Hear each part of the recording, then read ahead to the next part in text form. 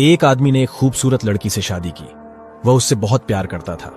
एक दिन उस लड़की को चर्म रोग हो गया। धीरे धीरे वह अपनी खूबसूरती खोने लगी।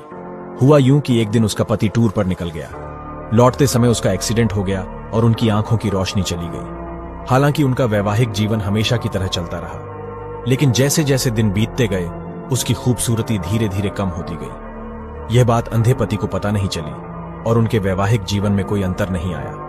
वह उससे प्यार करता रहा और वह भी उससे बहुत प्यार करती थी। एक दिन वह लड़की मर गई। उसकी मृत्यु से लड़के को बहुत दुख हुआ। उसने उसका अंतिम संस्कार पूरा कर दिया और वह शहर छोड़ना चाहता था। पीछे से एक आदमी ने आवाज दी और कहा, अब तुम अकेले कैसे चल पाओगे? इतने दिनों तक तुम्हारी पत्नी तुम्हारी सहायता करती रही। उसने उत्तर दिया, मैं अंधा नहीं हूं। मैं अंधे होने का नाटक इसलिए कर रहा था क्योंकि अगर उसे पता होता कि मैं उसका बदसूरत शरीर देख सकता हूं तो इससे उसे उसकी बीमारी से ज्यादा दुख होता। इसलिए मैंने अंधा होने का नाटक किया। वह बहुत अच्छी पत्नी थी। मैं तो सिर्फ उसे खुश रखना चाहता था।